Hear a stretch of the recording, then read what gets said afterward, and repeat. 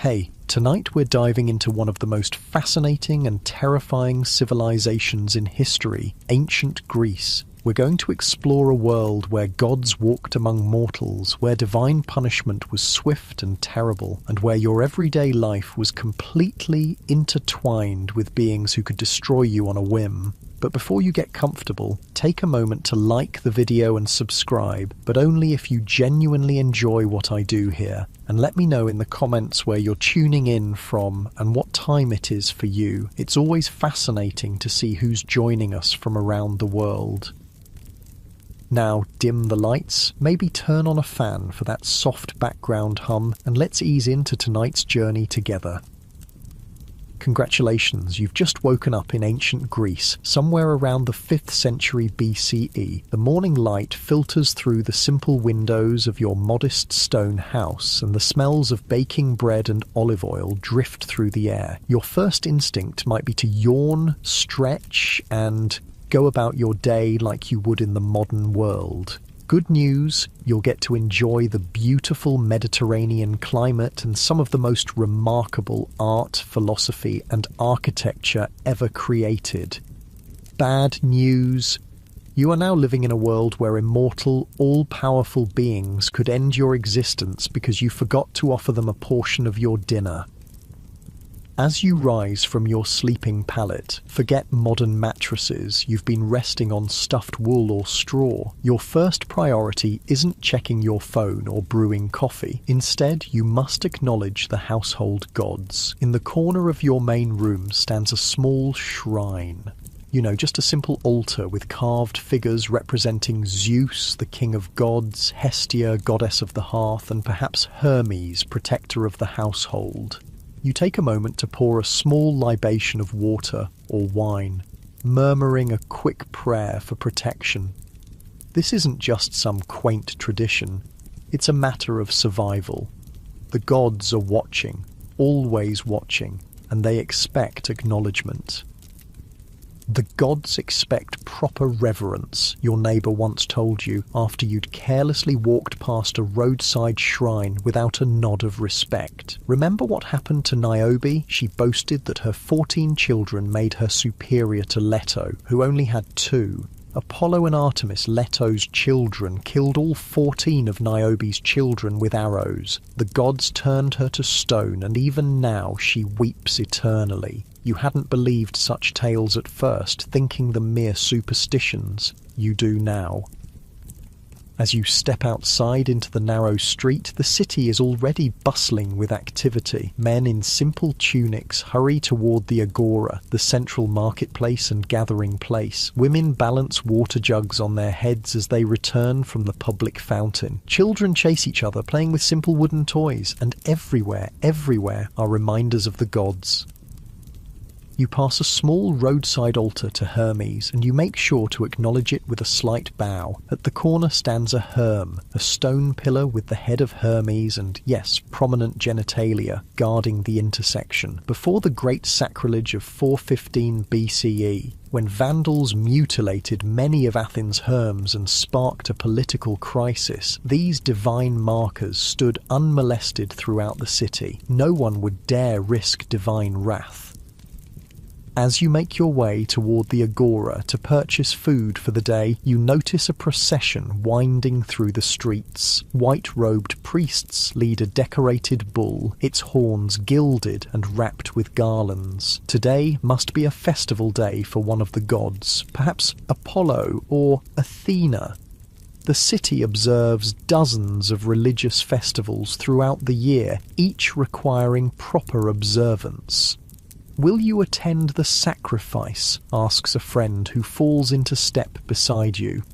"Of course," you reply, knowing that absence might be noted by your neighbours, or worse, by the gods themselves.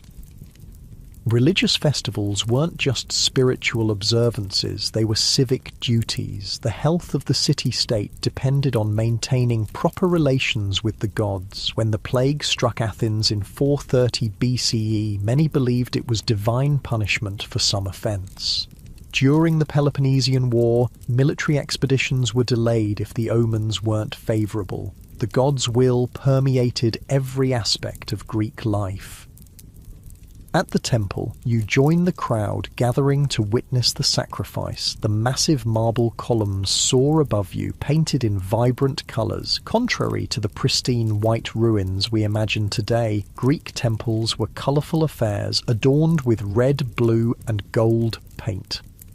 The bull is led to the altar, which stands outside under the open sky. The animal is sprinkled with lustral water, causing it to nod its head, a sign interpreted as willing consent to its fate.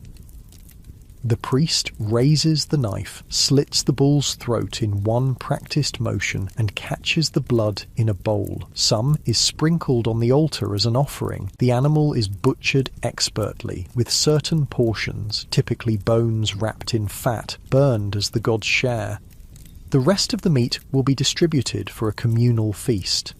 In ancient Greece, meat was a luxury usually enjoyed only during religious festivals. As the smoke rises to the heavens, you join in the prayers, hoping the gods find the offering acceptable. Good news: if they do, the community will prosper. Bad news: if they don't, the consequences could be dire. After the ceremony, you wander through the agora, the heart of Athenian civic life. Merchants call out, advertising fresh fish, pottery, and imported luxuries. Philosophers gather with students engaged in animated debate. A herald announces upcoming assembly meetings and court cases. Every aspect of life here revolves around the community. The ancient Greeks invented democracy, but they didn't value privacy or individualism as we do today. In one corner of the agora, you notice a small crowd gathered around a man gesturing excitedly at the sky. He's explaining that lightning and thunder aren't signs of Zeus's anger, but natural phenomena caused by disturbances in the air. Some in the crowd nod appreciatively at this scientific explanation, but others look concerned. Such talk borders on impiety, and impiety is dangerous. You recall the fate of the philosopher Anaxagoras, who suggested the sun was not the god Helios riding his fiery chariot, but merely a hot rock in the sky. He was charged with impiety and forced to flee Athens. Or Socrates, condemned to death partially for not believing in the gods of the state. Even in Athens, the cultural centre of the Greek world and birthplace of philosophy, questioning religious orthodoxy carried serious risks. As midday approaches, you stop at a tavern for a simple lunch, bread dipped in wine, olives and a bit of cheese. The Greeks typically ate a light meal at midday and a larger dinner in the evening. You overhear men at the next table discussing news of a naval victory, attributing it to Poseidon's favour. One man suggests that the general's skill deserved more credit than divine intervention. His companions quickly shush him. "Be careful," one whispers. "Remember what happened to Ajax?" Ajax the Lesser, one of the Greek heroes of the Trojan War, had boasted that he survived a shipwreck despite Poseidon's wrath. For this hubris, excessive pride challenging the gods, Poseidon split the rock where Ajax had found refuge and drowned him. The gods did not tolerate being upstaged.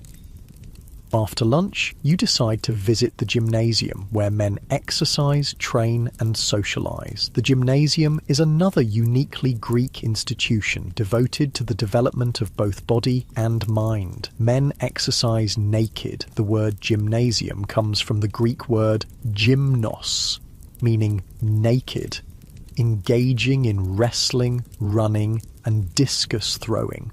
Afterwards, they might attend lectures or discussions on philosophy, politics, or poetry.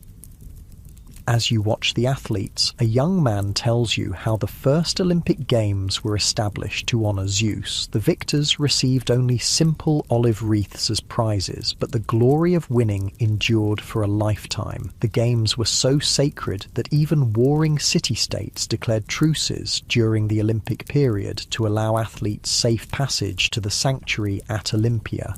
The gods love excellence, he explains. When we strive for arete, excellence and virtue, we honour them. But when we become too proud of our achievements, he trails off, not needing to finish the thought. You both understand.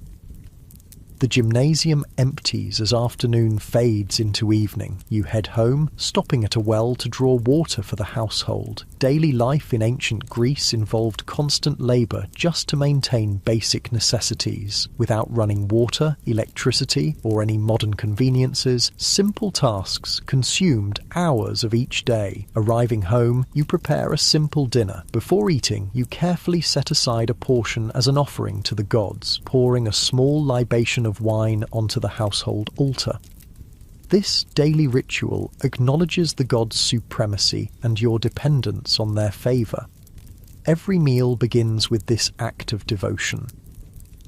As darkness falls, oil lamps provide dim illumination. Without electric lights, the rhythm of life followed the sun. Most Greeks were in bed shortly after sunset, especially in winter when nights were long. But tonight, your neighbour has invited you to a symposium, a drinking party where men recline on couches, share wine, and engage in conversation about everything from politics to poetry. The symposium begins with libations to the gods, first to the Olympians, then to the heroes, and finally to Zeus the Saviour. The wine flows freely, though it's mixed with water in a large crater. Drinking unmixed wine was considered barbaric. As the evening progresses, the conversation turns to a recent incident that has the city buzzing.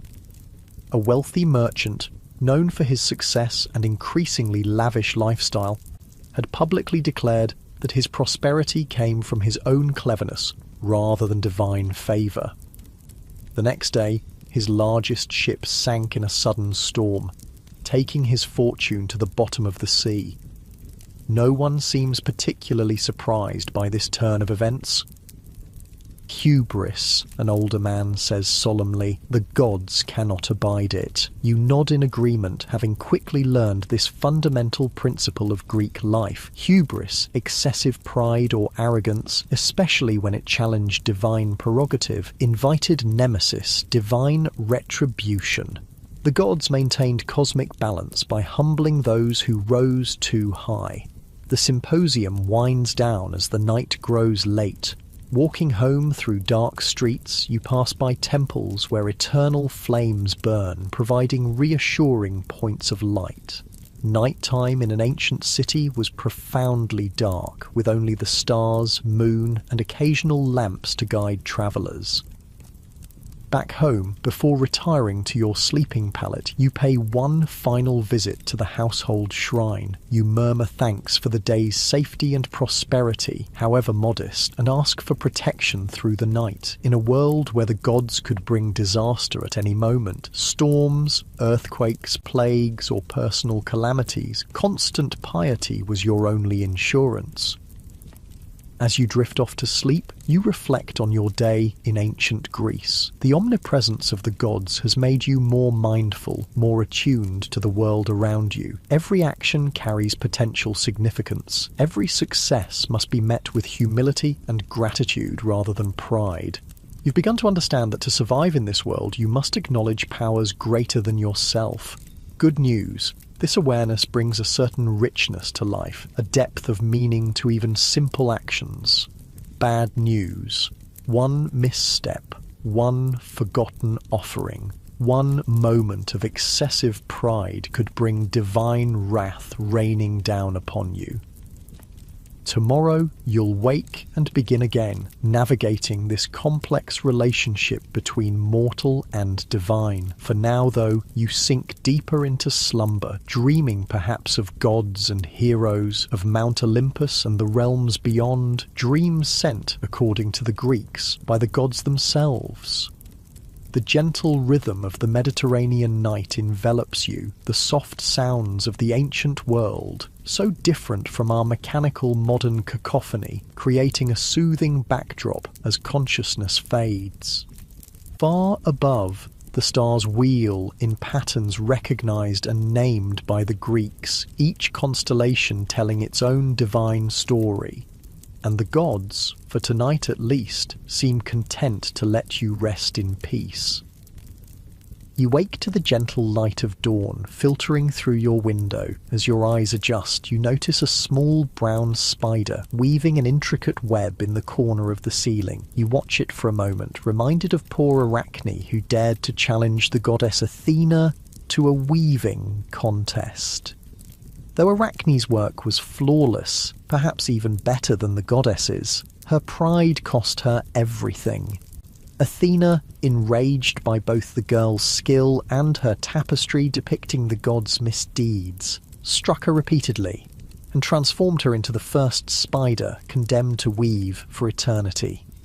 Pride before the gods, you whisper to yourself, is the shortest path to ruin.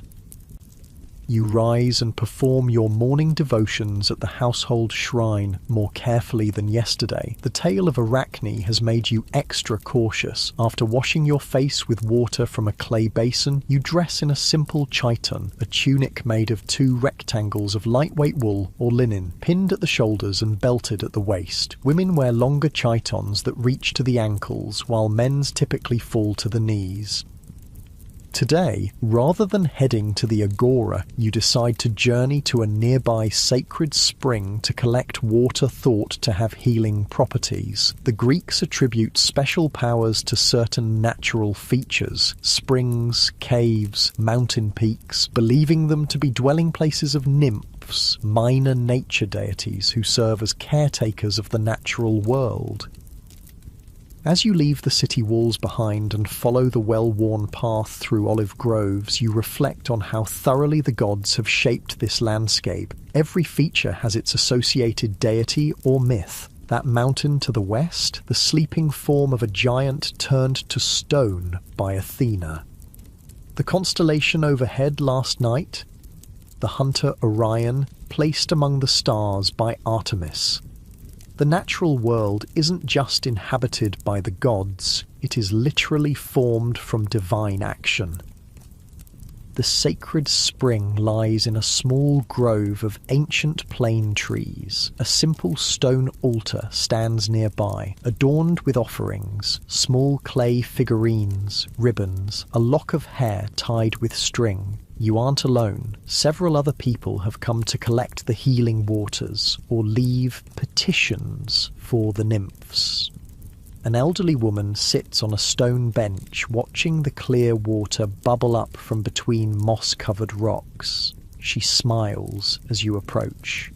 "Come for the nymph's blessing?" she asks. You nod, kneeling beside the spring with your clay vessel.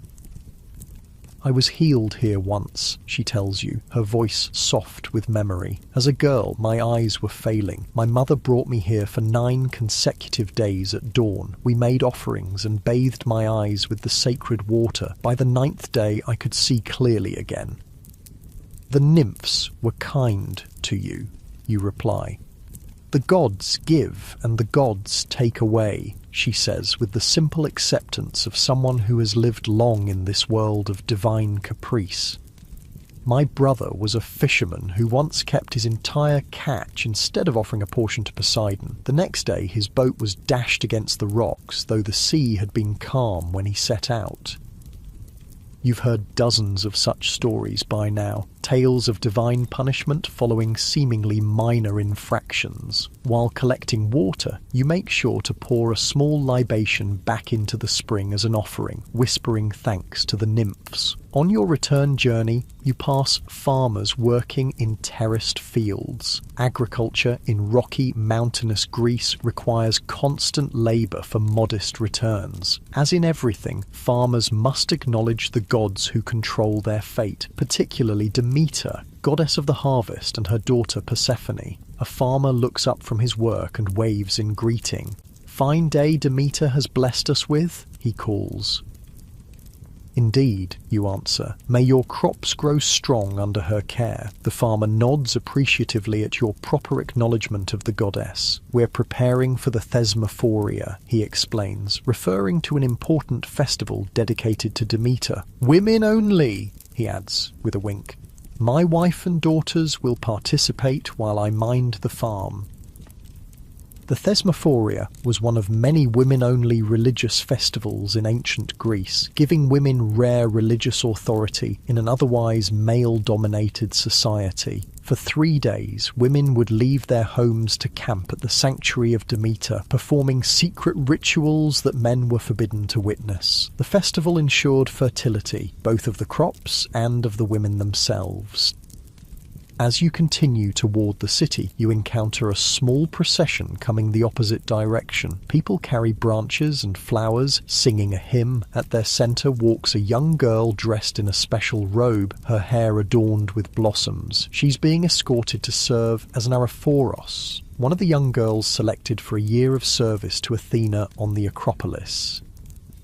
It's considered a great honour for a family to have a daughter chosen for this religious role. The Araphoroi, typically girls between 7 and 11 years old, live on the Acropolis for a year, weaving the sacred peplos robe for Athena's statue and performing mysterious nighttime rituals. The position connects noble families to the city's patron goddess and brings divine favour. You respectfully step aside to let the procession pass, lowering your eyes as the sacred girl walks by. Religion in ancient Greece isn't merely a set of beliefs, it's a complex web of roles, rituals and relationships that structure society itself. Back within the city walls, you decide to visit the Acropolis, the sacred high point of Athens, where the most important temples stand. The steep path upward is crowded with people, citizens coming to pray, officials performing duties, visitors from other city-states marvelling at Athens' magnificence. At the top, you pause to catch your breath, taking in the spectacular view. The massive Parthenon dominates the Acropolis, its marble gleaming in the sunlight, vibrant painted details visible even from a distance. This temple, dedicated to Athena Parthenos, Athena the Virgin, houses one of the most awe-inspiring cult statues in the Greek world, a towering figure of the goddess made of gold and ivory, created by the master sculptor Phidias. You notice a group of men in heated debate near the entrance to the Erechtheion, another important temple on the Acropolis. Drawing closer, you realise they're discussing reports of unfavourable omens regarding a proposed military expedition. The entrails were darkened, insists an elderly priest, and the sacred chickens refuse to eat. We cannot proceed without risking Athena's displeasure. Delays will cost us our advantage, argues a younger man in the fine cloak of a military commander. Perhaps another sacrifice? The signs were clear, the priest interrupts firmly. Would you risk the fate of Agamemnon? You understand the reference immediately. Agamemnon, the legendary king who led Greek forces against Troy, had offended Artemis by boasting that he was a better hunter than the goddess. As punishment, she becalmed the Greek fleet, preventing their departure for Troy. The seer, Calchas, revealed that only the sacrifice of Agamemnon's daughter Iphigenia would appease the goddess. Though versions of the myth differ on whether Iphigenia was actually sacrificed or rescued by Artemis at the last moment, the morale was clear. Divine will supersedes human plans even for kings. The military commander appears chastened.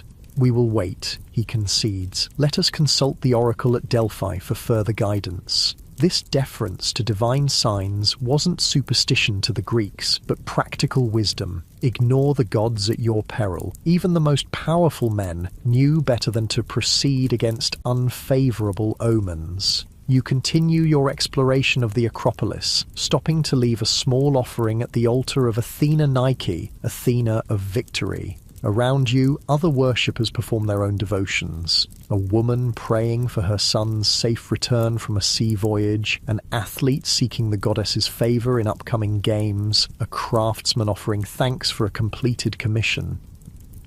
As you descend from the Acropolis, you pass the Theatre of Dionysus, where tragedies and comedies are performed during festivals honouring the god of wine and ecstasy. The stone seats carved into the hillside provide a natural amphitheatre with excellent acoustics. Today, workers are preparing the space for upcoming performances, sweeping the orchestra, the circular performance area, and making repairs to the skene, the background building used by actors. Theatrical performances in ancient Greece weren't merely entertainment, but religious rituals honouring Dionysus. The tragedies, particularly those by the great playwrights Aeschylus, Sophocles, and Euripides, often explore humanity's relationship with the gods and the consequences of hubris. Through these dramatic presentations, Athenians collectively examine the moral and religious foundations of their society.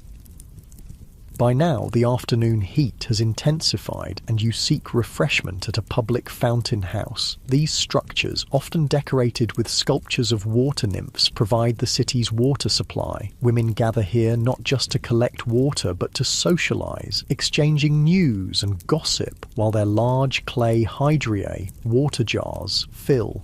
You overhear two women discussing a scandalous incident from the previous night. They say he mocked the mysteries, one whispers, referring to the secret Eleusinian mysteries, sacred rituals dedicated to Demeter and Persephone that promised initiates a blessed afterlife. Surely not, the other responds, glancing around nervously.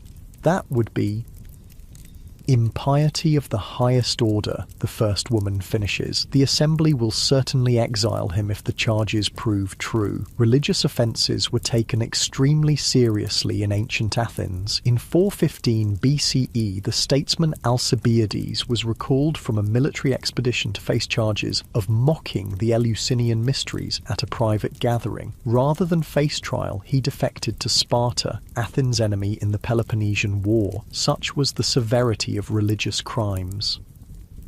As evening approaches, you decide to visit a small sanctuary of Asclepius, the god of healing, located on the southern slope of the Acropolis. People with ailments come here to sleep within the sacred precinct, hoping that Asclepius will visit them in dreams and either cure them directly or prescribe treatments. The sanctuary is peaceful as the day's heat begins to fade. Suppliants prepare simple pallets where they'll sleep tonight, while priests perform purification rituals. On the walls hang votive offerings, small metal or terracotta replicas of healed body parts, hands, feet, eyes, left by grateful patients as thanks for divine healing.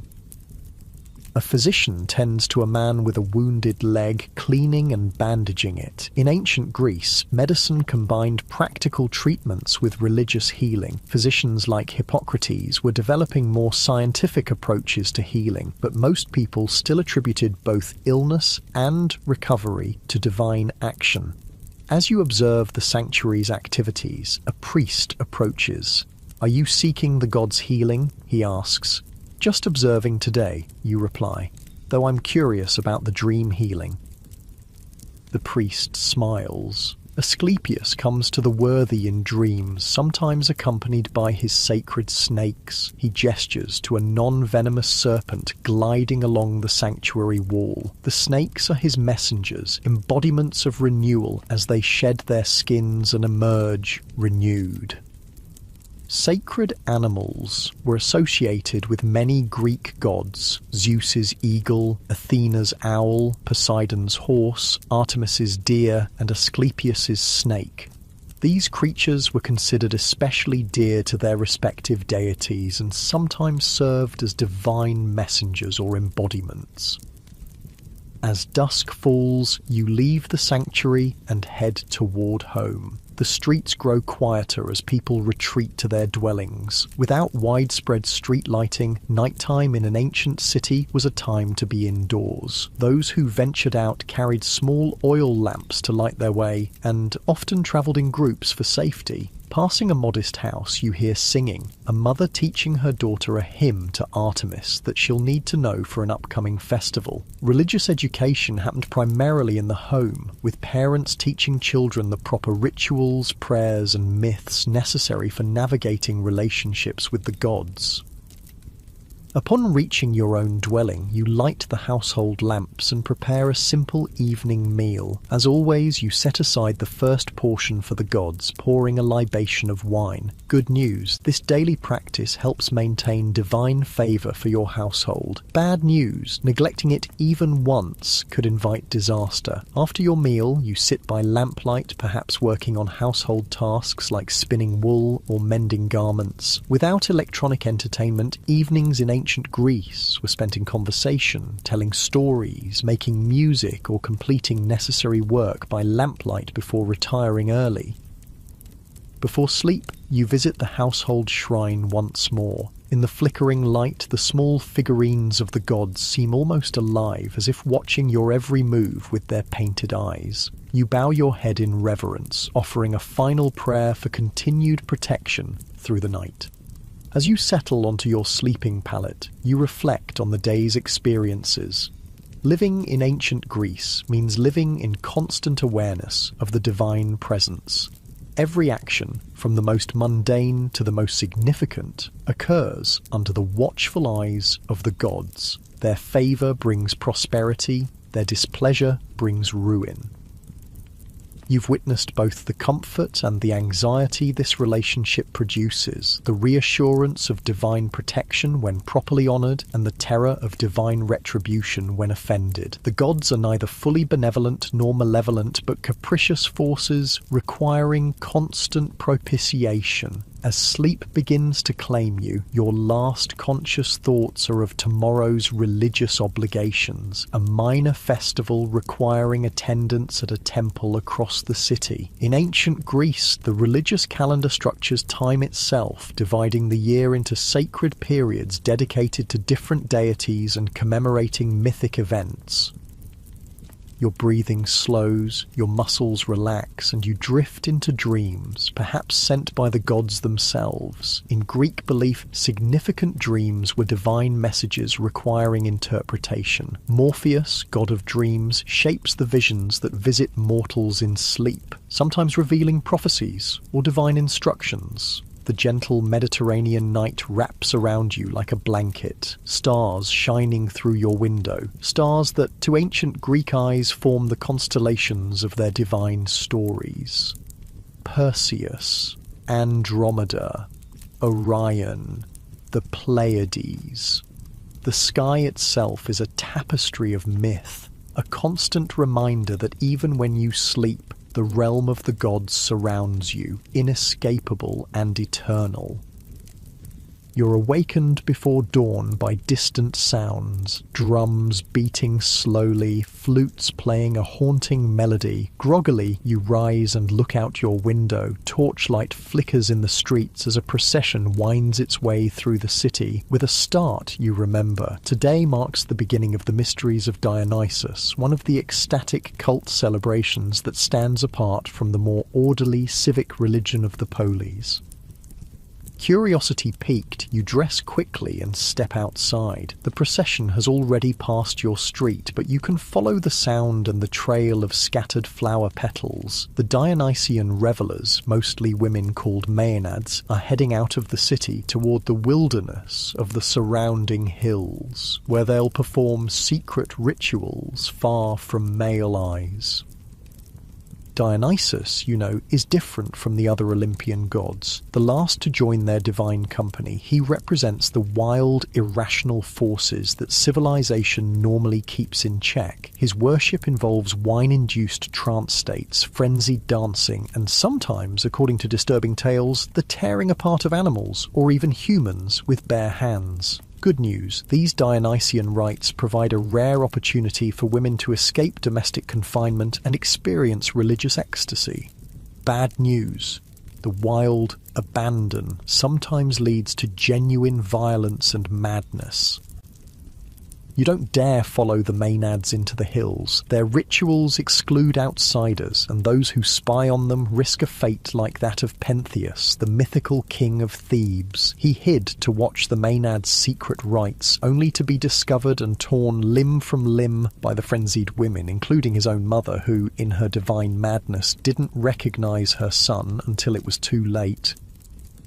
Instead, you return home to prepare for your own day. The celebration of Dionysus reminds you of the complexity of Greek religion, not a single unified system, but a multi-layered tapestry of practices ranging from household rituals to civic ceremonies to mystery cults. Some Greeks participated in all these dimensions simultaneously, navigating different religious experiences for different needs. After your morning devotions, you head to the agora for supplies. The marketplace is less crowded than usual. Many have left the city for various religious observances or are sleeping off the previous night's Dionysian revelry. Those who remain discuss the Maenads' procession in hushed tones. "My wife and daughter are among them this year," one man tells another, his expression a mix of pride and concern. "The god has called them," the other responds with a respectful nod. "They'll return blessed by his touch." Despite the patriarchal structure of Greek society, where women had few legal rights and limited public roles, religion provided spaces where women exercised significant authority. Besides the Maenads' mountain rituals, women exclusively conducted many important festivals, including the Thesmophoria for Demeter and the Arrephoria for Athena. As you select olives and fresh bread from the market stalls, you notice a group gathering around a public slave who serves as the city's herald. He pounds a staff against the ground to gain attention before making an announcement. "Citizens of Athens," he proclaims, "the assembly has decreed that all men of military age must present themselves at the temple of Ares tomorrow at dawn. The omens have proved favourable for the expedition to Sicily. Preparations will begin immediately."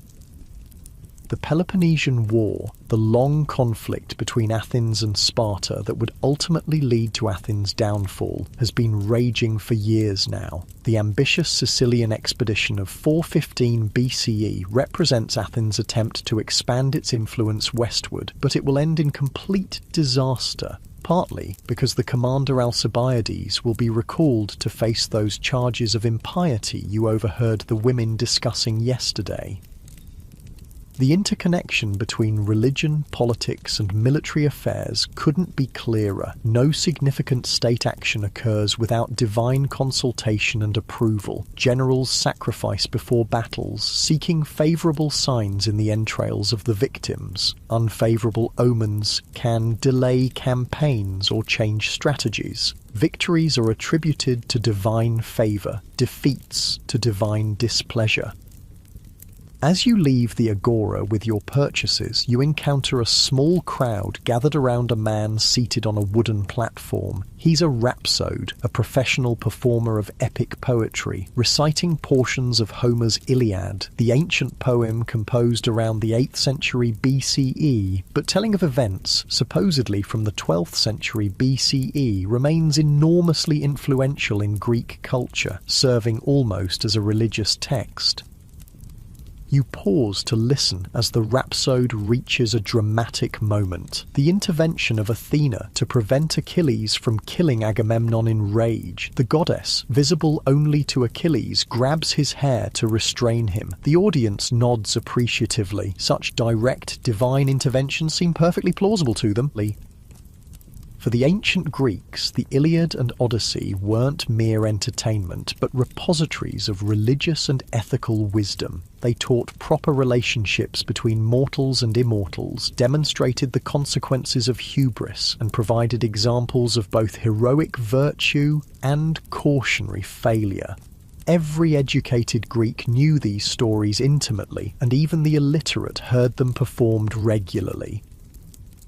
Moving on, you decide to visit a friend who lives near the Kerameikos, Athens' main cemetery located northwest of the Agora. The Greeks placed great importance on proper funeral rites, believing that souls couldn't find peace in the underworld without them. The famous tragedy Antigone by Sophocles centers on a woman's determination to provide burial rites for her brother despite a royal prohibition, demonstrating how religious obligations sometimes superseded human law.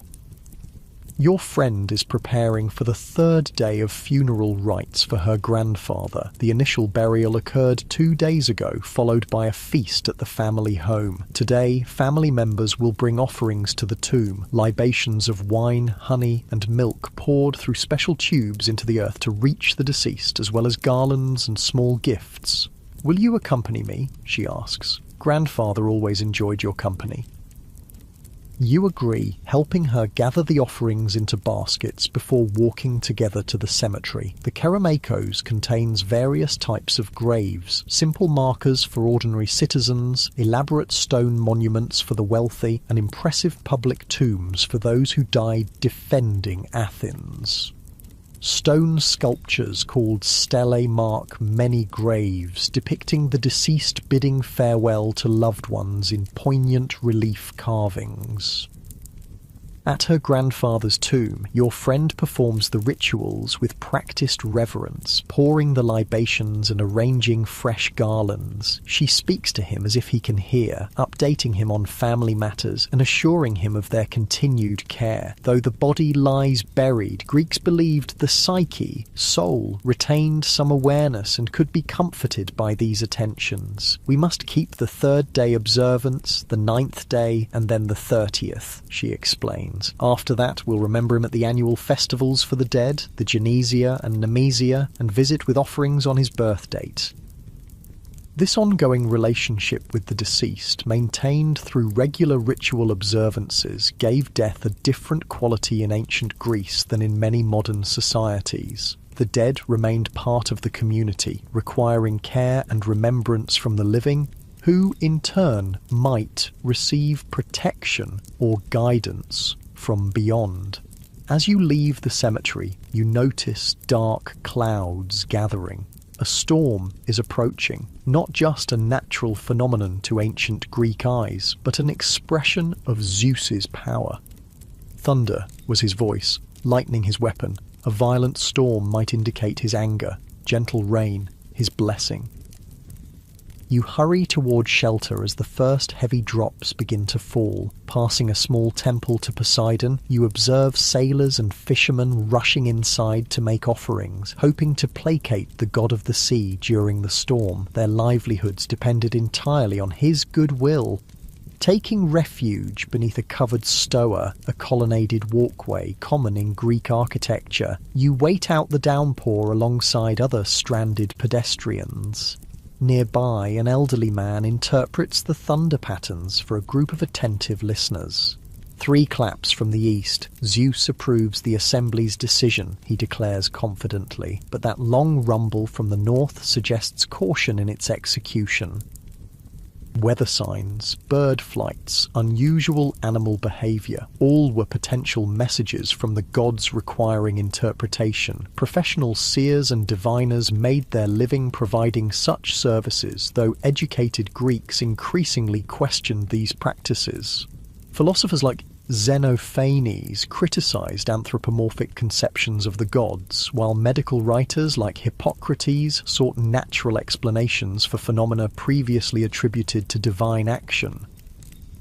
Yet even these rational thinkers rarely denied the gods' existence outright. Instead, they reinterpreted divine nature in more abstract terms. Socrates was executed partly for introducing new gods, not for atheism, but for his unconventional religious views. Complete denial of the divine remained almost unthinkable. As the rain slackens, you continue on your way, careful to avoid puddles that have turned the city's unpaved streets muddy. You're heading toward the outskirts of Athens to visit a small shrine dedicated to the hero Theseus, the mythical king who unified Attica and defeated the Minotaur.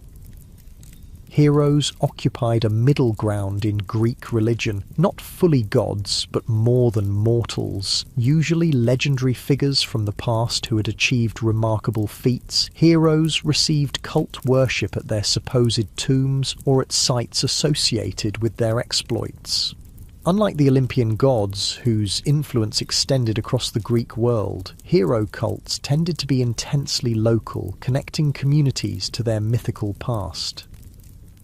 The shrine to Theseus is modest, a small temple structure surrounding what tradition holds to be his bones, returned to Athens from the island of Skyros. Inside, votive offerings hang from the walls and ceiling, miniature bronze weapons, terracotta plaques depicting the hero's adventures, small oil lamps left burning by devotees. A stone altar outside shows dark stains from countless animal sacrifices. A young man kneels in prayer before the altar. When he finishes, you ask what blessing he seeks from the hero.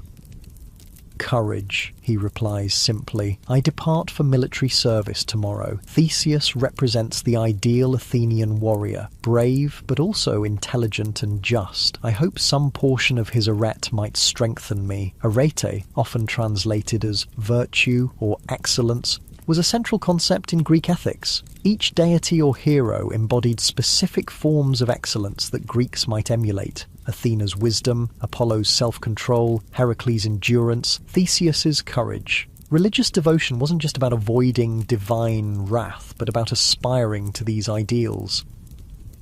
The young soldier's prayer reminds you of the ephebic oath sworn by all Athenian young men when they began their military training. The oath invoked various gods and heroes as witnesses and promised to bring no disgrace to our sacred arms and to transmit this city not only not less, but greater and more beautiful than it was transmitted to us. Religious devotion, civic duty, and personal honour were inseparably intertwined.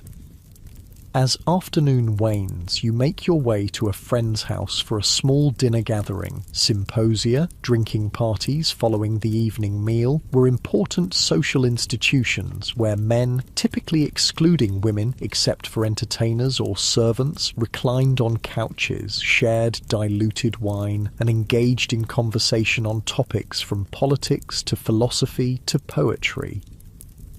Your host welcomes you warmly. Several guests have already arrived and recline on cushioned couches arranged in a U shape. Slaves carry in the first dishes: vegetables, fish, a little meat. Meat remained a luxury in ancient Greece, consumed regularly only by the wealthy, or during religious festivals when sacrificial animals were distributed. Before eating, your host performs the customary rituals: a hand-washing ceremony, then the setting aside of portions for the gods with appropriate prayers. As the meal progresses and wine begins to flow, always mixed with water, drinking undiluted wine was considered barbaric. The conversation turns to religious matters. "Did you hear about Diagoras?" one guest asks. "The assembly has issued a death sentence against him in absentia. He fled to Sparta. What was his crime?" inquires another. "Impiety of the most extreme sort. He not only revealed the secrets of the Eleusinian mysteries, but actually mocked them. And he published arguments denying the gods' existence entirely." A shocked silence falls over the gathering. Diagoras of Melos was one of the few true atheists in recorded ancient Greek history. His writings haven't survived, but he reportedly ridiculed religious practices and argued that chance, not divine will, governed the world. For these views, Athens condemned him to death around 415 BCE. "Such thoughts lead only to chaos," your host says finally. "Without the gods, what binds us to justice? What gives meaning to our oaths, our treaties, our laws? What explains the order of the cosmos?" Some philosophers argue that nature follows its own laws without divine governance, offers a thoughtful guest. Anaxagoras proposed that the sun is merely a hot stone, not the god Helios in his chariot. And he was prosecuted for impiety and expelled from Athens, another reminds him. There are boundaries to speculation. This tension between traditional religion and philosophical inquiry characterized intellectual life in classical Athens. The city that celebrated free speech and democratic governance also enforced religious orthodoxy through impiety trials. Anaxagoras, Protagoras, Socrates, Aristotle all faced charges related to religious offences, suggesting the limits of Athenian tolerance when core beliefs were questioned. The symposium continues late into the evening, with topics shifting from religion to politics to a friendly contest of improvised poetry. Finally, drowsy from wine and conversation, you bid your host farewell and make your way home through darkened streets. The night is clear now after the storm, and you pause to look up at the star-filled sky. To Greek eyes, the patterns overhead weren't random, but divine signs organised into constellations representing mythological figures placed in the heavens by the gods. Astronomers like Eudoxus were beginning to track celestial movements systematically, but even their proto-scientific approach incorporated religious understanding of cosmic order. Reaching home, you tend to your household shrine one final time before retiring. This daily rhythm of devotion, morning and evening prayers, libations before meals, observance of festivals and special occasions, structures your existence as it does for all Greeks. Religion isn't a separate domain of life, but the lens through which all experience is interpreted. As you drift towards sleep, you reflect on the complex web of beliefs and practices you've navigated today. Greek religion offers no unified theology, no canonical texts, no central authority. Instead, a rich tapestry of overlapping traditions serving different needs. Civic cults maintain community bonds and divine favour for the polis. Household worship protects the family's daily existence. Mystery religions promise personal transformation and blessed afterlife. Hero cults connect communities to their mythical past. Through these varied practices, Greeks negotiate their relationship with powers they perceive as both essential to human flourishing and potentially devastating when offended. The same gods who bring life-giving rain can send destructive storms. Those who ensure fertility can also blight crops. Those who grant victory in battle can turn the tide against you. In this world permeated by divine presence, nothing is truly secular. Political decisions, military actions, artistic creations, athletic competitions, medical treatments, all have religious dimensions. The Greeks have no word that precisely corresponds to our religion, because they have no concept of a non-religious sphere of life. The gods are everywhere, always. Your consciousness begins to fade, sleep claiming you as the gentle Mediterranean night deepens. Perhaps Morpheus, god of dreams, will visit you with visions, prophetic, symbolic, or merely the mind's own creations clothed in divine authority. In a world where the boundary between human and divine remains permeable, even sleep brings no complete escape from the gods' watchful presence. They surround you, shape your destiny, demand your attention, the inescapable reality of life in ancient Greece. Your dreams are troubled this night. In them, you stand before a massive three-headed dog, Cerberus, guardian of the underworld, while shadowy figures judge your worth on scales of gold. You wake with a start, heart pounding, as the first light of dawn filters through your window. The dream lingers, its imagery uncomfortably vivid. Dreams held special significance for the ancient Greeks. They could be messages from the gods, prophecies of events to come, or reflections of divine displeasure. Homer describes dreams as passing through gates of horn, true dreams, or gates of ivory, false dreams. Some temples, particularly those dedicated to Asclepius, practiced incubation, the ritual practice of sleeping within sacred precincts to receive healing or prophetic dreams. After performing your morning rituals at the household shrine with particular care, the dream has left you feeling vulnerable. You decide to consult a professional dream interpreter. Such specialists were common in ancient Greece, helping people understand the divine messages encoded in their nocturnal visions. You find the interpreter in a small shop near the agora, surrounded by scrolls and curious amulets. She's an elderly woman with keen eyes that seem to look through rather than at you. For a small fee, she listens intently as you describe your dream of Cerberus and the shadowy judges. "You've been visited by a true dream," she pronounces after careful consideration. "The three-headed guardian suggests a crossroads in your life, three paths before you. The judges represent the weight of your choices." She pauses, studying your face. "Have you made proper offerings to Hermes lately? As Psychopomp, guide of souls, he governs transitions. His favour would be valuable to you now." You thank her, resolving to visit Hermes' shrine later today. Whether or not you fully believe in her interpretation, the practice brings a certain psychological comfort. In a world filled with uncertainty and forces beyond human control, divination practices provided Greeks with a sense of agency and understanding. Divination took many forms in ancient Greece. Besides dream interpretation, common methods included examining the entrails of sacrificed animals, hepatoscopy, observing the flight patterns of birds, augury, interpreting the rustling of leaves at sacred sites like Dodona, and consulting oracles, the most famous being the Oracle of Apollo at Delphi.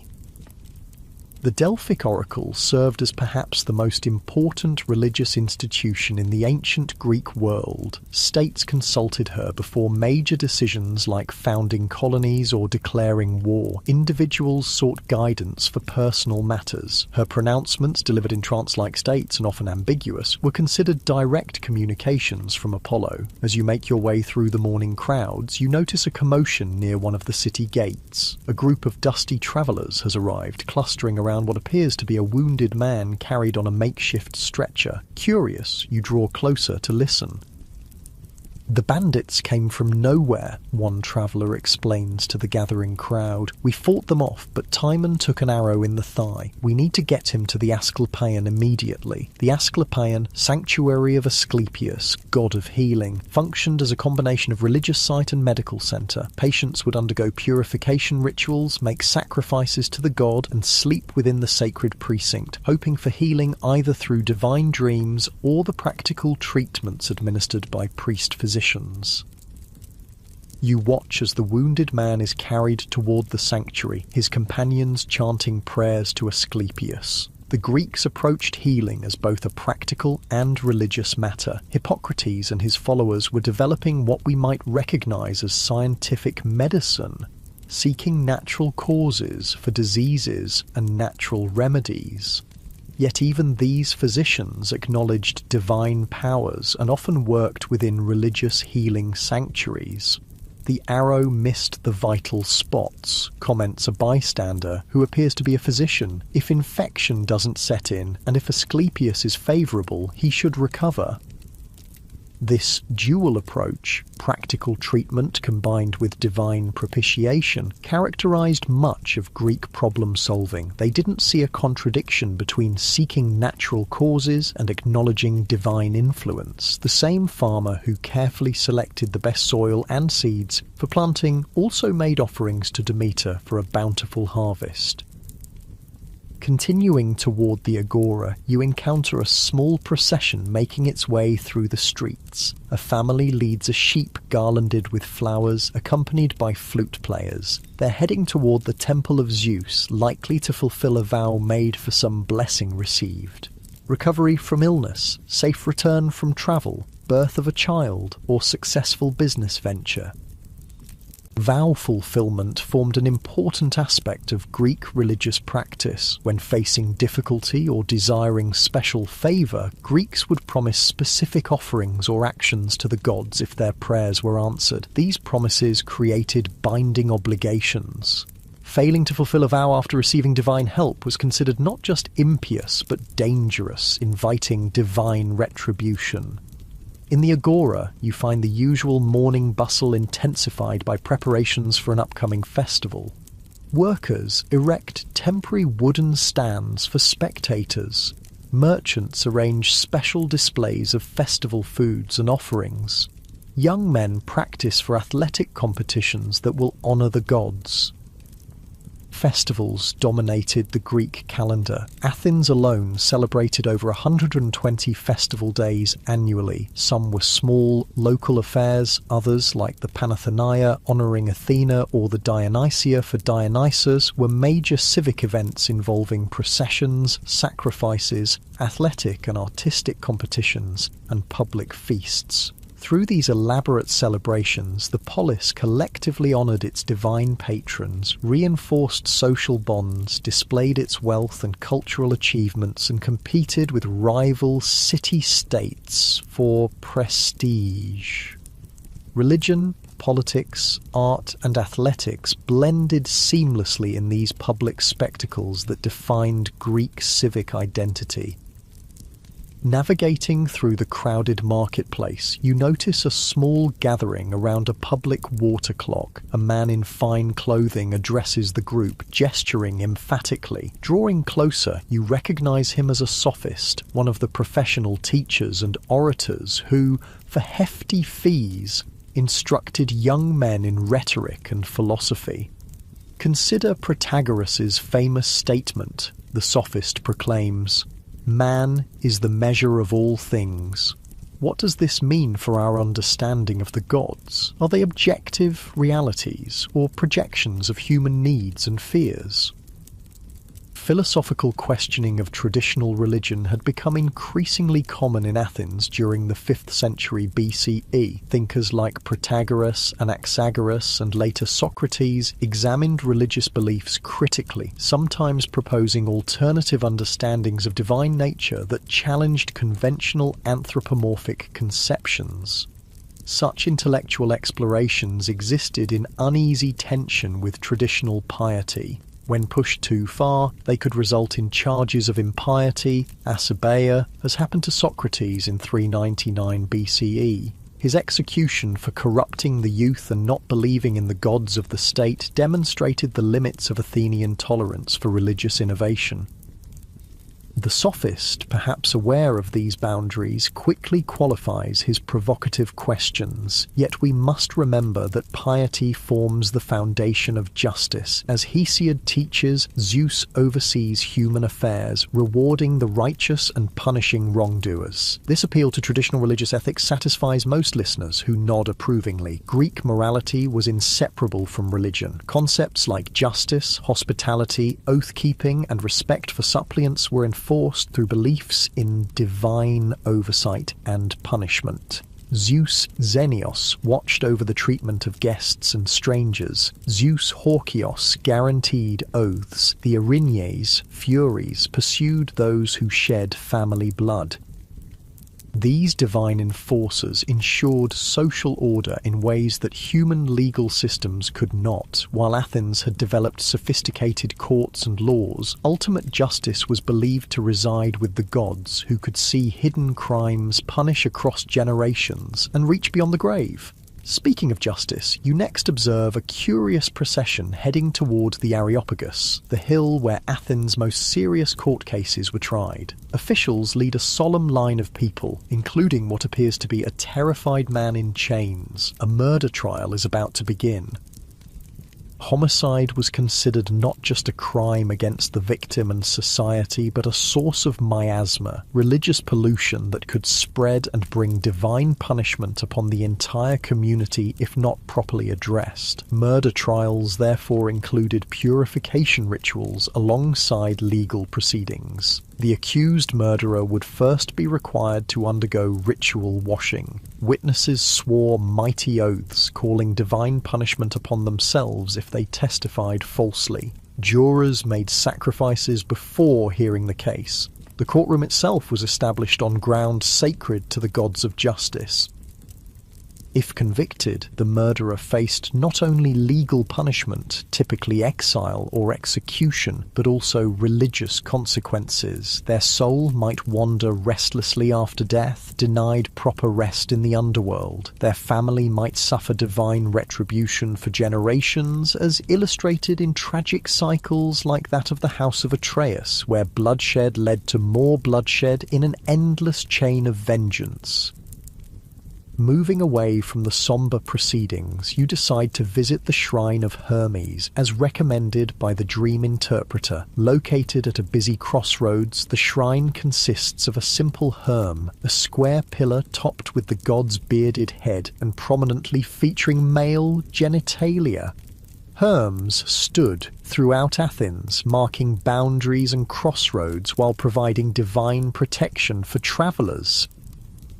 You place a small offering, a honey cake purchased from a nearby vendor, at the base of the pillar and murmur a prayer asking for the god's guidance. Several other people wait their turn, as Hermes was among the most accessible and practically helpful deities in the Greek pantheon.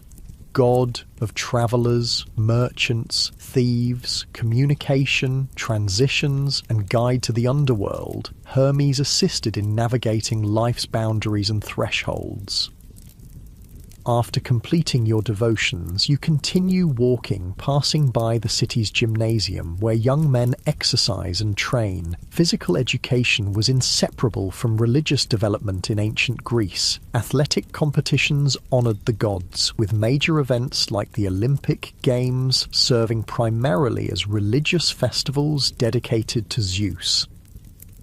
Through the gymnasium's open doors, you glimpse nude young men wrestling, running, and practicing discus throws under the watchful eyes of trainers. The Greek ideal of arete encompassed both physical and moral excellence, developed through disciplined training of body and character.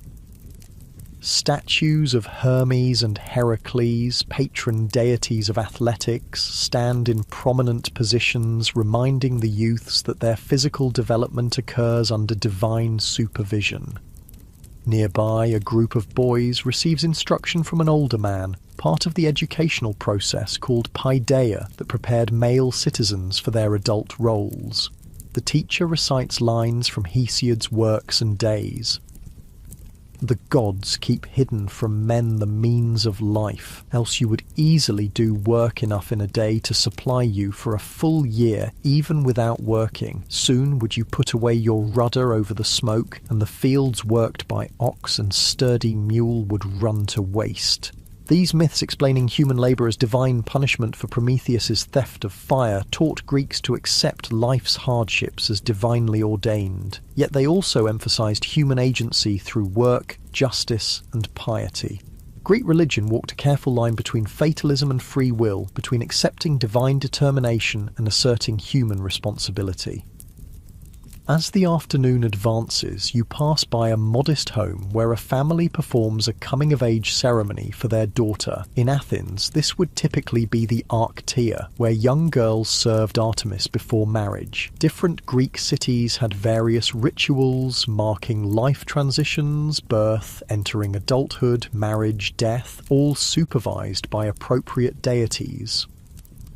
Artemis oversaw female transitions from childhood to adulthood, while Aphrodite governed sexual maturity and marriage. Hera protected married women, especially in childbirth. Demeter guided women through motherhood. At each life stage, women cultivated relationships with the goddesses most relevant to their current needs and challenges. Men similarly moved through life phases under divine guidance. Apollo represented the ideal of the Kouros, the beautiful youth. Hermes governed the training period of the Ephebae, the young man preparing for citizenship. Zeus embodied mature masculine authority as husband, father, and civic leader. Continuing your walk, you reach Athens' western edge, where the Sacred Way begins its journey to Eleusis, site of the famous Eleusinian Mysteries. Though the grand procession occurs only once a year, individual pilgrims regularly travel this route seeking initiation into these most revered of Greek mystery cults. Unlike public civic religion, mystery cults offered personal religious experiences and individual relationships with deities. Initiates underwent secret rituals, witnessed sacred revelations, and received promises of divine protection both in this life and after death. The exact contents of these revelations remained closely guarded secrets. Revealing them was among the worst forms of impiety. The Eleusinian mysteries, dedicated to Demeter and Persephone, were the most prestigious of these cults. Their central myth, Persephone's abduction to the underworld, Demeter's grief and searching, and their eventual reunion, symbolized the cycle of death and rebirth that initiates hoped to experience spiritually. Participation promised a blessed afterlife, with initiates said to die with better hopes than the uninitiated. As you contemplate whether you might someday seek initiation, the sun begins its descent toward the horizon. You turn back toward the city centre, passing farmers returning from their fields. They look exhausted but satisfied, having completed another day's labour, under the eyes of agricultural deities like Demeter, Dionysus, and various local nymphs and nature spirits.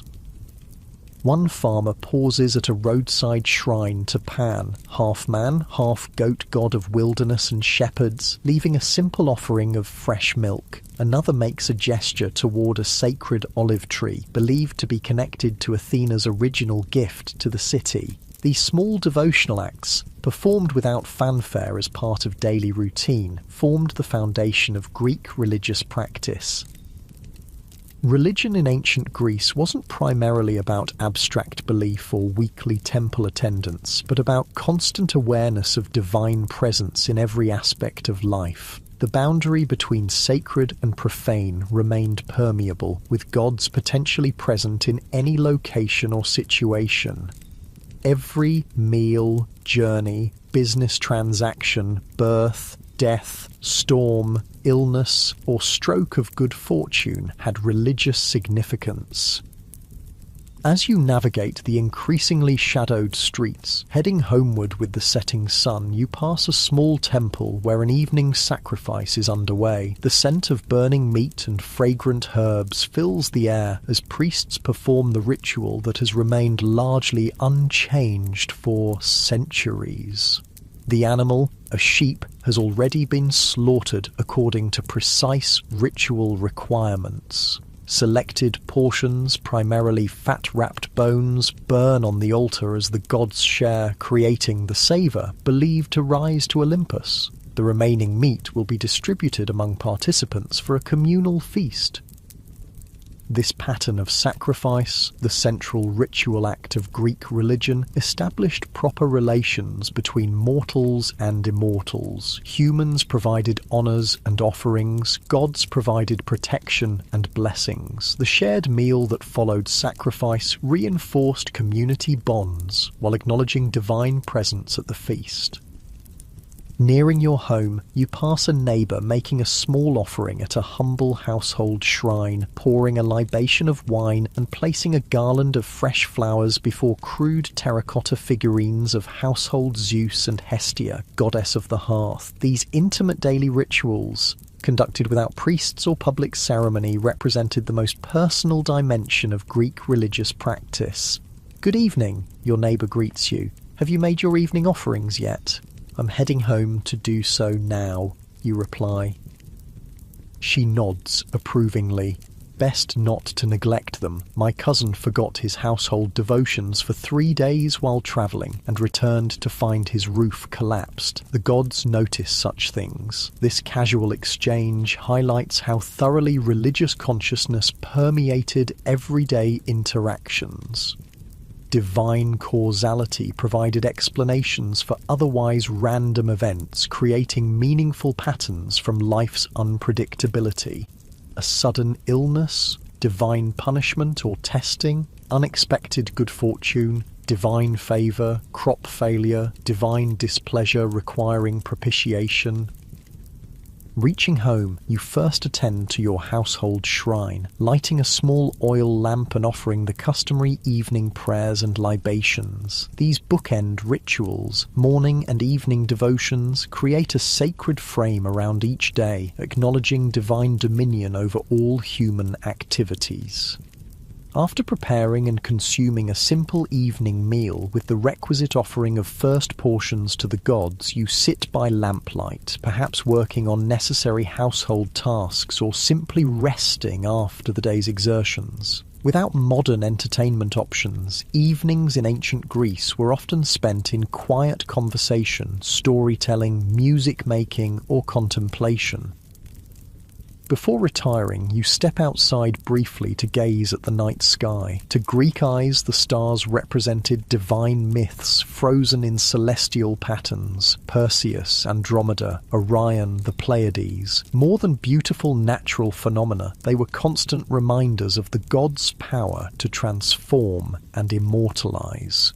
As you prepare for sleep, you reflect on the day's religious experiences, the morning dream and its interpretation, offerings at various shrines, witnessing sacrifices and ceremonies, philosophical discussions about divine nature, constant reminders of the gods' watchful presence. No aspect of the day has been truly secular, free from religious significance. This total integration of religion into everyday life distinguishes ancient Greek experience from modern secular existence. For Greeks, the gods weren't remote figures confined to weekly worship, but immediate presences whose power shaped every moment. Piety wasn't a separate moral virtue, but the foundation of all proper human activity: civic, domestic, economic, artistic, and intellectual. Settling onto your sleeping pallet, you wonder what dreams might come tonight. Will they bring divine messages, prophecies, or simply the mind's own workings clothed in mythic imagery? In the liminal space between wakefulness and sleep, the boundary between human and divine seems especially thin. As consciousness fades, you enter the realm governed by Hypnos, god of sleep, and his son Morpheus, shaper of dreams. Even in slumber, you remain under divine governance, your sleeping mind as much a site of potential divine contact as any temple or shrine. The gods are inescapable, present in waking and sleeping, in public spaces and private thoughts, in life's greatest moments and its most mundane details. This omnipresence defines the ancient Greek religious experience, a world where the divine saturates every aspect of human existence, for better or worse. You dream of Olympus that night, a magnificent mountain palace where the gods feast on ambrosia and nectar, arguing over the fates of mortals. In your dream, Zeus looks directly at you with eyes like lightning, and you wake with a gasp as the first light of dawn breaks. Was it merely imagination or a genuine divine visitation? In ancient Greece, the line between the two remained perpetually blurred. Rising from your sleeping pallet, you perform your morning devotions with special care. The dream of Zeus feels significant, perhaps even ominous. Throughout Greek mythology, direct divine attention rarely boded well for mortals. Think of Semele, who asked to see Zeus in his true divine form and was burned to ash by his glory. Or Actaeon, who accidentally glimpsed Artemis bathing and was transformed into a stag, then torn apart by his own hunting dogs. Good news, the gods could bestow tremendous blessings when pleased. Bad news, their attention often brought danger, testing, or transformation that few mortals survived intact. After completing your household rituals, you step outside to find an unusual silence. The normally bustling street is nearly empty, with shops closed and no vendors calling their wares. Then you remember, today is a major festival day, one of the occasions when normal business ceases, and the entire city focuses on religious observance. Based on the Athenian calendar, it might be the Panathenaia, Athens' greatest festival honouring its patron goddess Athena, held annually with a particularly grand celebration every 4 years. The Great Panathenaia, the festival included processions, sacrifices, athletic competitions, musical and poetic contests, and the presentation of a new peplos, robe, for the ancient wooden statue of Athena housed in the Erechtheion on the Acropolis. You join crowds flowing toward the Dipylon Gate, where the grand procession will begin its journey through the city to the Acropolis. People wear their finest clothing, and excitement fills the air. This isn't merely a religious obligation, but a joyous civic celebration. an expression of Athenian identity and pride in which religious devotion, patriotism, cultural achievement, and social bonding become indistinguishable. The procession forms with impressive order. At its head walk the city's most beautiful young men and women, selected for the honor of leading this sacred parade. Behind them come elderly men carrying olive branches, warriors in full armor, musicians playing flutes and lyres, sacrificial animals decorated with garlands, and finally the sacred peplos carried on a boat-shaped frame appearing to sail through the city streets. As the procession moves through Athens, crowds line the route, watching in reverent appreciation. Children perch on parents' shoulders to glimpse the spectacle. The elderly recall past celebrations, measuring this one against festivals of their youth. For many participants, this represents the most significant religious experience of their year, far more important than daily household worship or regular temple sacrifices. Following the procession's slow progress toward the Acropolis, you find yourself reflecting on the complex layers of meaning in this civic ritual. On one level, it honors Athena as divine protector of the city. On another, it showcases Athens' wealth, power, and cultural refinement to visitors and citizens alike. The beautiful youths, athletic competitions and artistic performances celebrate Athenian excellence. The shared experience reinforces social bonds and collective identity. This multi-dimensional nature characterizes Greek religion generally, never merely theological, but always also political, social, aesthetic, and practical. For the ancient Greeks, religion wasn't a separate domain of life, but the cultural framework that gave meaning to all activities, from governance to warfare to artistic creation to family life. Reaching the Acropolis, the procession culminates in a massive sacrifice of 100 cattle, a hecatomb on the great altar before the Parthenon. Smoke rises from burning offerings, carrying the savour to Athena on Olympus. Afterward, the meat from sacrificed animals will be distributed throughout the city, providing a rare feast of protein for the population. Even poorer citizens who couldn't normally afford meat would participate in this communal meal, connecting religious observance with practical sustenance. Following the formal ceremonies, the festival atmosphere becomes more relaxed. Athletic competitions begin in various venues throughout the city. Artists and craftsmen display their wares. Musicians perform in streets and squares. Wine flows freely at public expense, loosening inhibitions and sparking conversation among citizens who might otherwise rarely interact across class or occupational boundaries. You wander among these festivities, observing how completely religion permeates the celebration. The athletic competitions honor divine and heroic ideals of physical excellence. Musical performances feature hymns to the gods and retellings of mythic tales. Even drinking songs often invoke Dionysus. There is no secular sphere separate from religious significance. As afternoon progresses toward evening, you find yourself drawn to a less crowded area where an elderly man addresses a small gathering. His simple clothing contrasts with the festival finery around him, and his method seems more questioning than declarative. With a start, you realize this must be Socrates, Athens' famous philosophical gadfly, whose critical inquiries into conventional wisdom have earned him both devoted followers and dangerous enemies. What do we truly know of the gods? He asks his listeners. If they are perfect, as we claim, how can they experience anger or jealousy? If they are just, how can they punish the innocent alongside the guilty? If they are all-powerful, why do they require our sacrifices and prayers? These questions would have seemed deeply subversive to many Athenians, challenging fundamental assumptions about divine nature and human-divine relations. Yet Socrates professes piety, claiming his philosophical inquiries serve religious truth rather than undermining it. He argues that genuine piety requires questioning inherited beliefs rather than merely performing traditional rituals.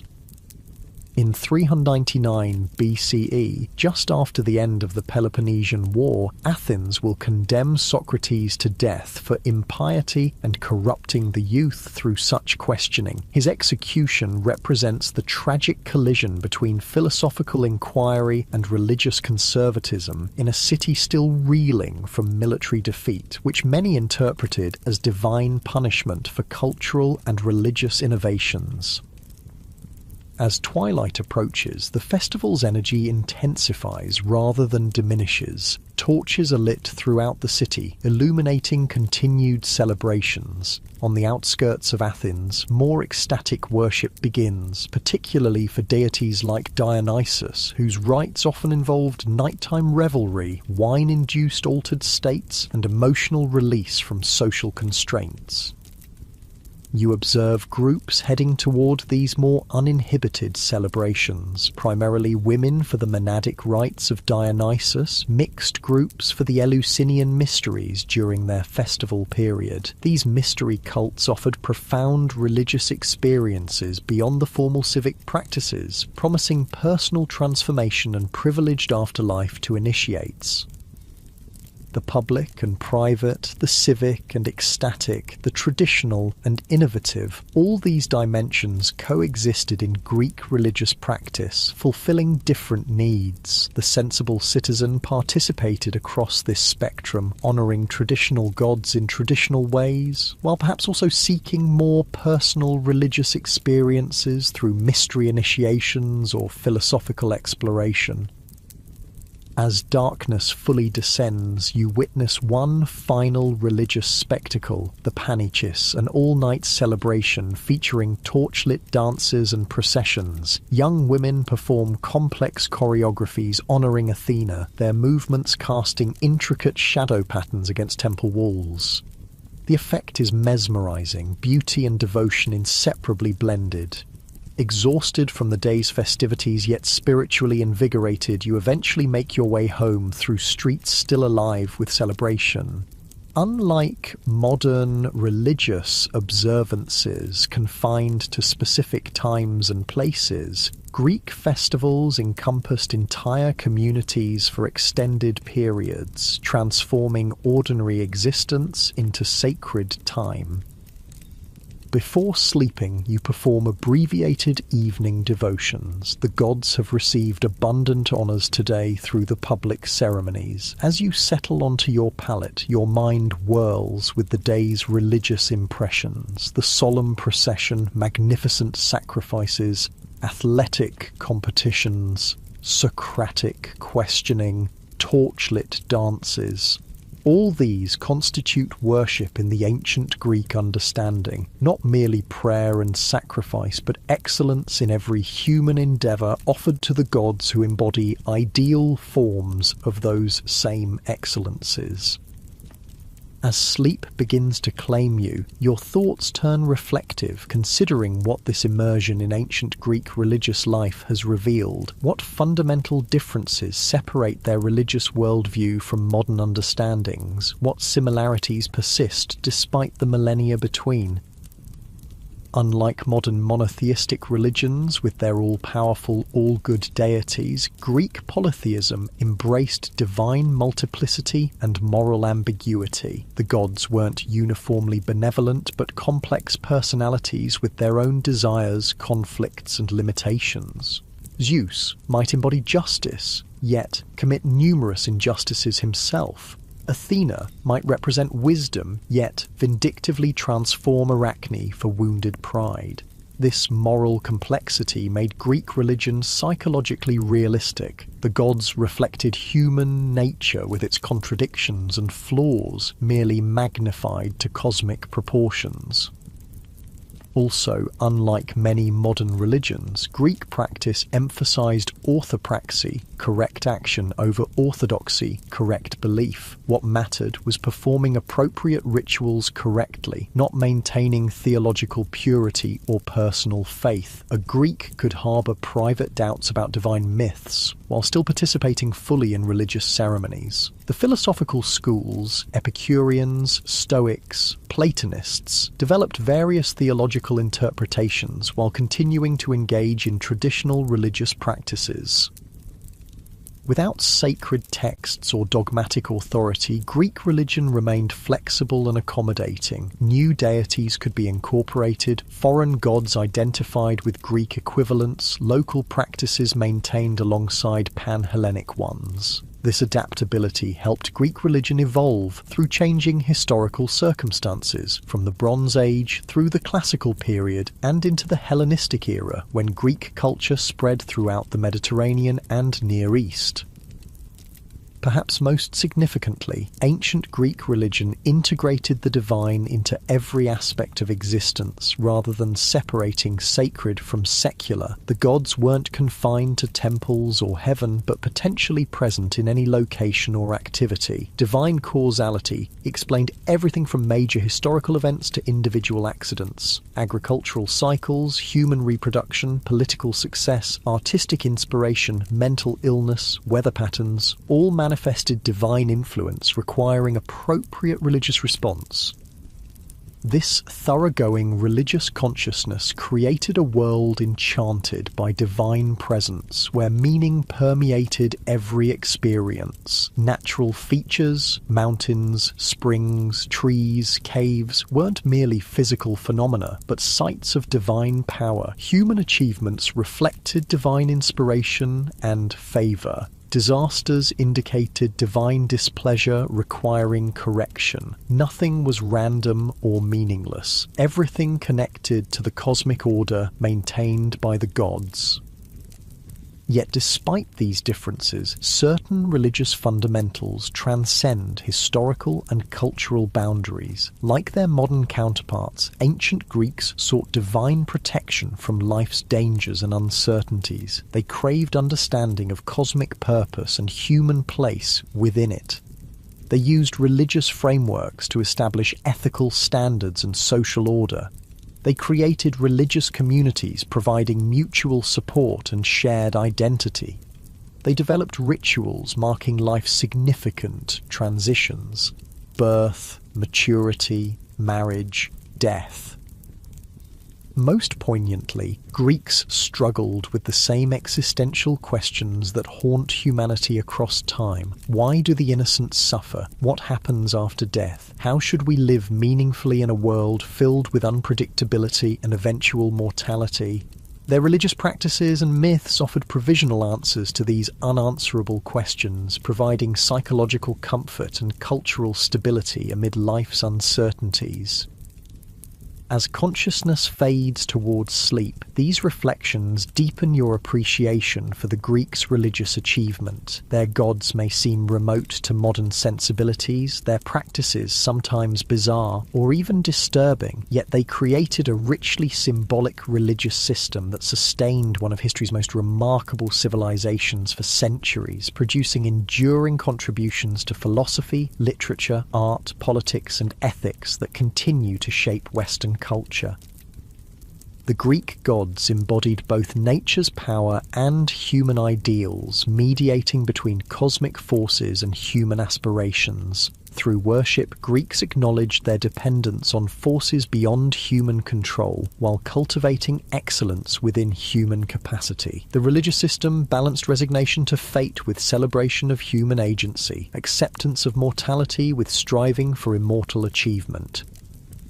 Among the most profound Greek religious insights was the concept of sophrosyne, moderation, self-knowledge, acceptance of human limits. Nothing in excess and know thyself, inscribed at Apollo's temple at Delphi, expressed this wisdom. Humans weren't gods and shouldn't attempt to become them, the hubris that triggered divine punishment in countless myths. Yet humans could approach divine qualities through excellence in their properly human sphere.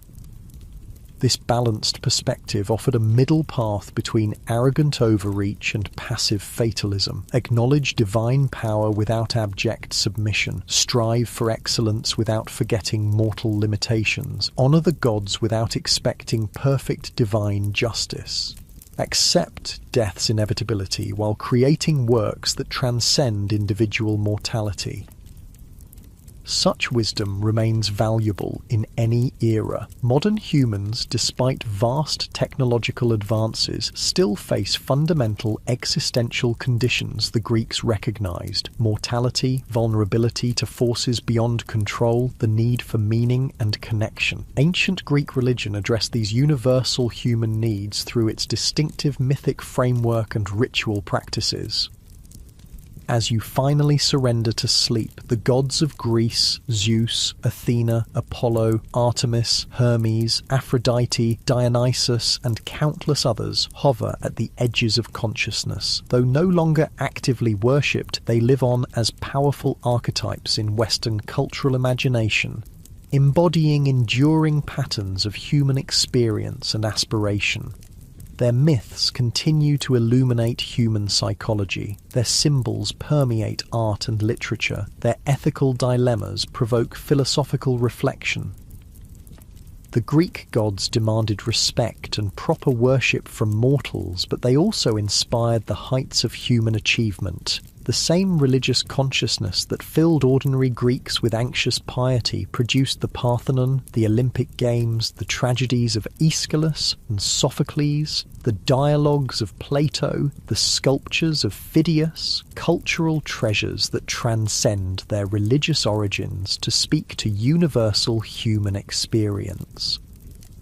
In your dreamlike state between wakefulness and sleep, you sense that perhaps the most valuable lesson from Greek religion is its integration of the sacred into everyday existence, not segregating religious experience to specific times and places, but finding divine significance in ordinary activities, not dividing life into separate domains, religious, political, artistic, economic, but seeing all human endeavours as potentially sacred when performed with excellence and proper recognition of divine powers that sustain human existence.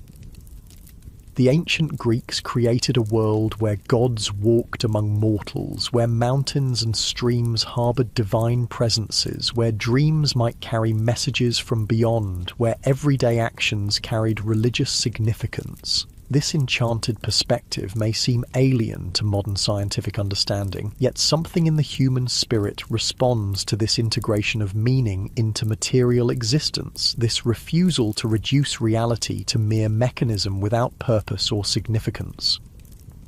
As your consciousness finally surrenders to Hypnos, god of sleep, your last thoughts acknowledge both the vast difference between ancient Greek religious experience and modern worldviews, and the enduring human needs that religious systems across time have sought to address. The Greek gods may no longer receive sacrifices or direct human affairs, but the fundamental questions they helped humans explore remain as vital as ever: how to live meaningfully in a dangerous world, how to balance acceptance of human limitations with striving for excellence, how to create beauty and meaning that transcend individual mortality. The morning will return you to modern consciousness with its scientific explanations and technological conveniences, but perhaps something of the Greek religious perspective will remain: an appreciation for finding meaning in natural phenomena, a recognition of forces beyond human control that demand respect, an understanding that hubris still invites nemesis, an awareness that excellence in any field approaches the divine ideal it imperfectly reflects.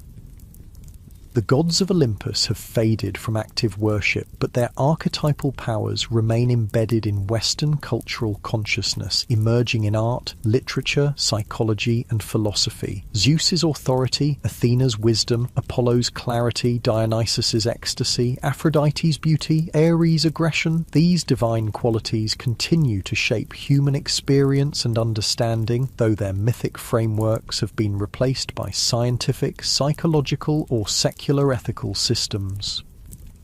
In this sense, the ancient Greek gods achieved a form of immortality beyond their active worship period, surviving not as literal divine beings receiving sacrifices, but as powerful symbolic representations of enduring patterns in human experience and aspiration. They live on in our cultural imagination, helping us articulate and understand dimensions of existence that transcend rational explanation or material reduction. As sleep finally claims you completely, the boundary between ancient and modern, divine and human, myth and reality dissolves. In dreams, perhaps, we still inhabit something like the enchanted world of the ancient Greeks, where symbols carry profound significance, where boundaries between self and other become permeable, where time operates non-linearly, where transformation reveals hidden truths. In this twilight consciousness, the Greek gods don't seem so distant after all, but present as they always were, embodiments of powers that shape human existence from within and without, given names and stories to make them comprehensible to mortal minds seeking meaning in an ultimately mysterious cosmos. When you wake tomorrow, you'll return to modern understanding with its clear divisions between myth and fact, metaphor and reality, religious and secular, yet something valuable remains from this imaginative immersion in ancient Greek religious consciousness, an appreciation for finding divine significance in ordinary experience, for seeing the sacred not as separate from daily life, but as its deepest dimension, waiting to be recognized beneath the surface of the seemingly mundane. The ancient Greeks lived in constant awareness of the gods, finding divine presence in every aspect of existence. Their religious worldview created a universe saturated with meaning, where nothing was merely physical or accidental, but potentially revelatory of deeper patterns and purposes. While modern frameworks differ dramatically, the human need for meaning, connection, and transcendence remains. The Greeks satisfied these needs through their complex pantheon and elaborate rituals, creating a religious system that sustained their remarkable civilization through centuries of cultural flowering. Whether we approach their gods as literal beings, psychological archetypes, literary metaphors, or cultural constructs, they continue to speak to fundamental aspects of human experience: our vulnerability to forces beyond control, our capacity for both terrible destruction and astonishing creation, our search for meaning amid mortality, our aspiration toward ideals we can approach but never fully embody. In this ongoing relevance, perhaps, the Greek gods have achieved their most meaningful immortality, not as recipients of sacrifice, but as enduring symbolic expressions of what it means to be human in an awesome, beautiful, and often terrifying cosmos.